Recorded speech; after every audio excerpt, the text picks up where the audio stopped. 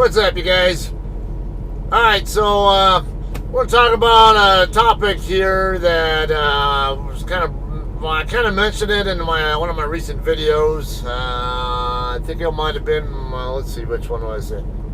Oh, my pickup video for the load I'm under right now, my Tyson load that I picked up in Waldron, Arkansas.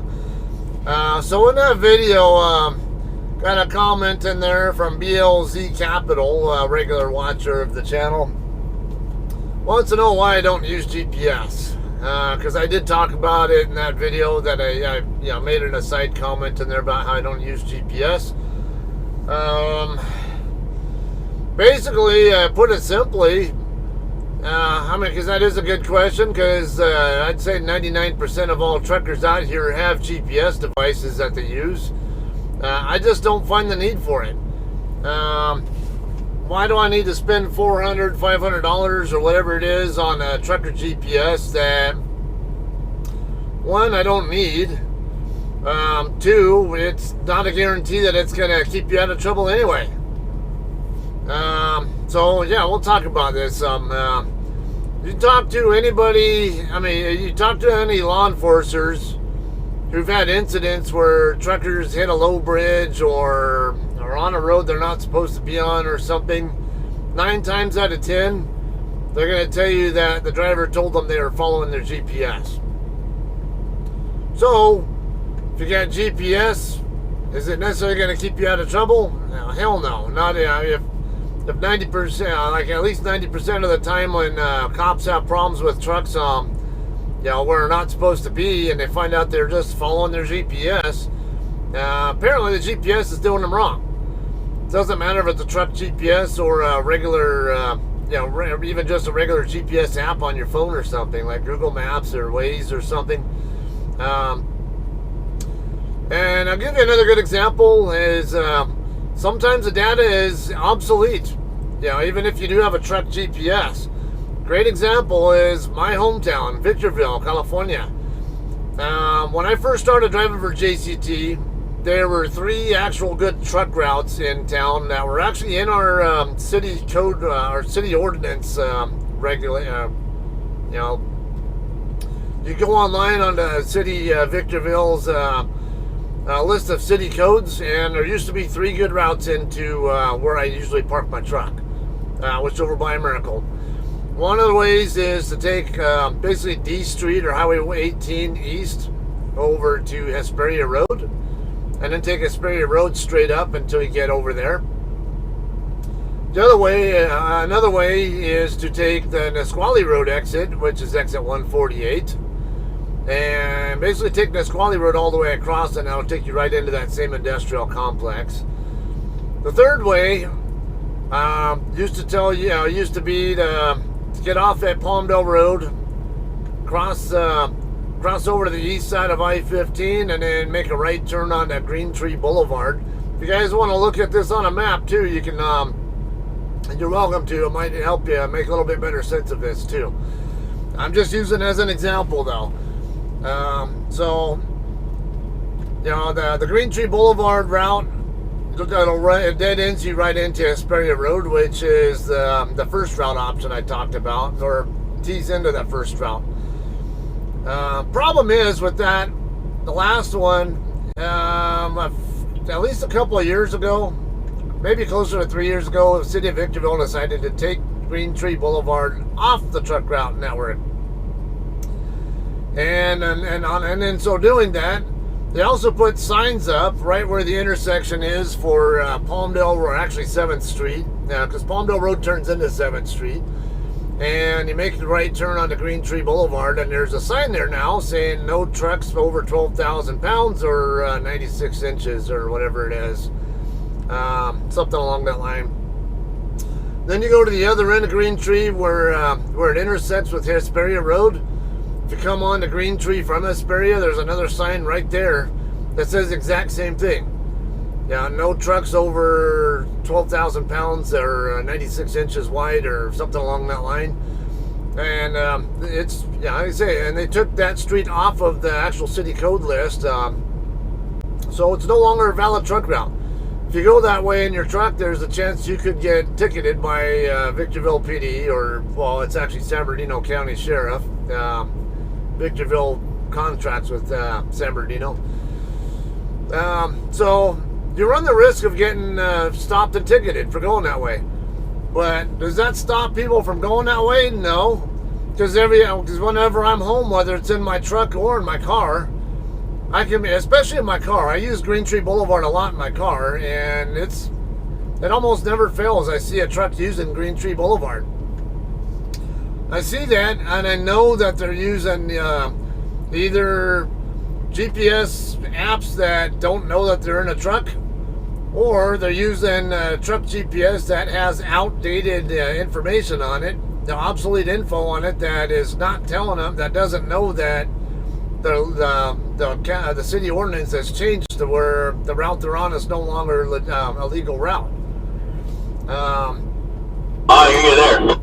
Yeah, we do have some local area people who might park their trucks somewhere in that area, maybe over by the post office or whatever. There's some apartment complexes in the area that people are known to park near with their trucks.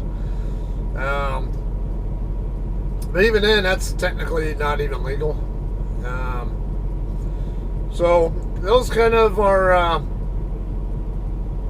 those are some of the reasons why I don't. Another thing is, I just like to exercise my brain. I'm not going to rely blindly on GPS devices, and nobody, even with the GPS, should be relying blindly on GPS. That's laziness, and you're going to get yourself in trouble sooner or later. You're going to have unwanted surprises when you do that. Now, I exercising my brain, I look at it more like, okay, if someone has an interest in working out at the gym, like pumping iron and getting muscular or whatever. All right, so they have an interest in being fit and, looking like they're in good shape or whatever you want to call it. Other people don't really care so much. Like me, I got my fearless figure here I work on pretty well, and I don't put as much effort into making my body look great or like some other people do. Doesn't mean I'm not capable, it just means I choose not to. So likewise, when it comes to using the brain, it's the same thing. I actually like to use my brain. The average person does not. So it's going to come across like I'm significantly more intelligent than the average person, and it's not that nobody else is capable of being that way. That anybody else actually can't possibly be the same way. It's just that I have an interest in using my brain, and most people don't. How many people like to do math? A lot of people don't have any value or appreciation for math and don't want anything to do with it any more than they have to use it. I'm the opposite way. I love to use math, and I understand and appreciate how important it is to anything and everything. It's just kind of my interest. Keeps my brain working and keeps me. I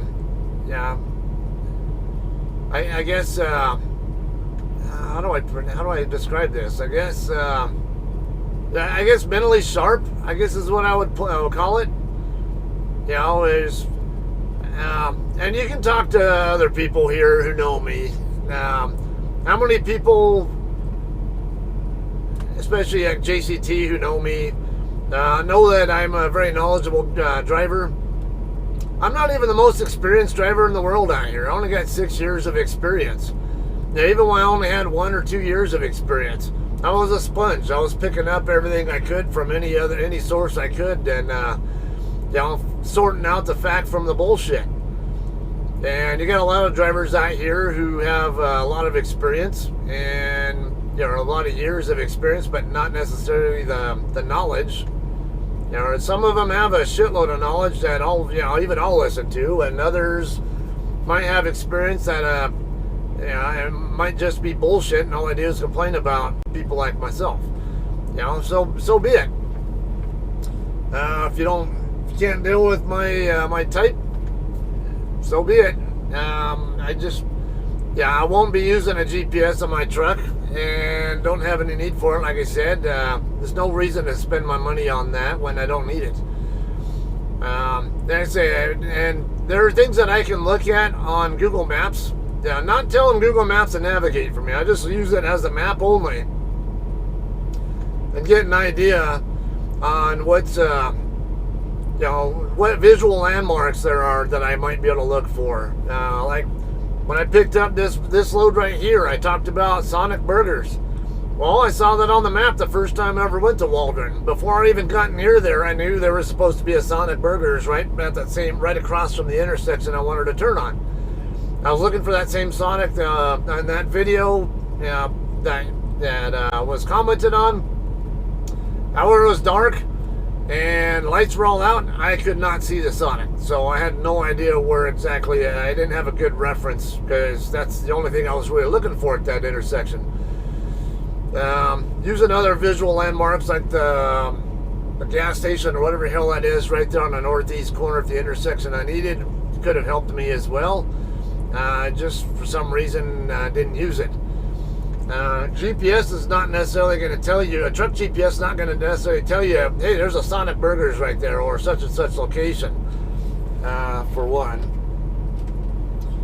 And also, what else? Yeah, and I like to know, see what my different options are.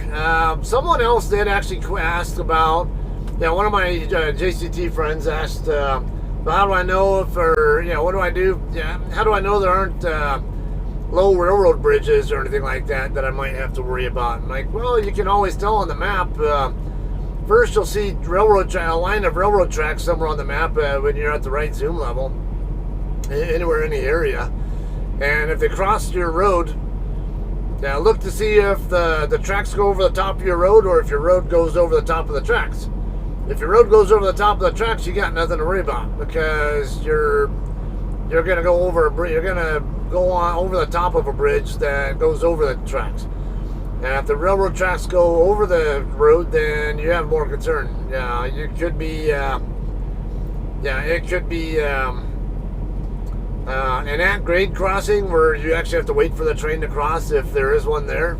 Or it could be that you go underneath the tracks, and then if you do go underneath them, that's one of those cases where you want to know what height the bridge is going to be. So, you can find those kind of things on the map. And know the hierarchy of the roads as well. Stay on the highest level roads possible, as much as practical and possible, and you'll have far fewer problems. There are a few little exceptions to the rule that you can always watch for, maybe even on an atlas, or just Google for the city too. That's another one. I did a delivery in Yuba City, California a few months back, and I remembered I needed to figure out what the best way into the customer was because it didn't look like there was any good way into the customer without going through some kind of residential or other tight area that really didn't look like was ideal for a truck to be in. So I looked online, Googled it, Yuba City truck route map. And sure enough, there's a freaking truck route map I can look right at, and right on the Yuba City website. And I had a really good idea exactly which roads to turn on to legally get to the customer I needed to get to. If you want to watch that video, there's you'll see that in there. I put a screenshot of the truck route map in that video as I was driving up there. So that's kind of a nutshell why I don't use GPS. GPS, even my experienced friend drivers who have GPSs, most of the time they only use the GPS to figure out their distance and ETA. If they're not, most of the time they're already familiar with what route they need to take, and maybe even the customer they need to go to as well. So they already know which way to get into there. But if they go to a customer they're not familiar with, there's at least a pretty good chance they're still going to use a map or atlas or something to get an idea. If you're using a GPS properly, you'll be trip planning and figuring out the route, the exact route, street by street that you want to take before you even get moving, and make sure the GPS is programmed to go to take the exact same route you're expecting to take, and then don't follow the GPS until it does that. You know, you already know what the route is. You know that the GPS is taking the route you're wanting to take, and then follow the GPS. Don't blindly follow the GPS's guidance. You will get into trouble that way. I mean, you'll get into trouble anyway. You might miss a turn like somebody here did, twice in the same shift. And that was on the way to that Waldron pickup. It happens. Yeah, and I knew the turn that I needed to make. I just got it fixed, stuck in my head that I wanted to stay on 270 when US 270 when I really wanted to get on that Highway 128. That most of you guys probably won't want to go anywhere near. But it was a good truck route. All right. Anyway, I think I'll go ahead and end this one here. I'm currently at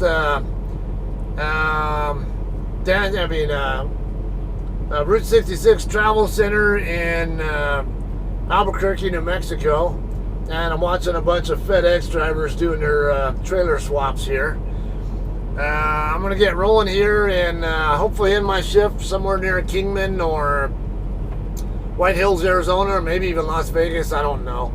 I only have 9:42 on my 70-hour clock to work with today. That includes the 15-minute for pre-trip. So not gonna get a whole lot of distance unless I can use tonight's recaps, and then I'll use tonight's recaps to finish getting up to Sparks with this load. So all right, I'm gonna go ahead and end this. We'll see you guys all in Sparks on the next one. All right, you guys all have a great day, and thanks again for that question. And don't hesitate to ask more questions and stuff. All right, now to each their own, however you want to do things, but that's my take on things. And wish you all well. See you guys in Sparks. Peace.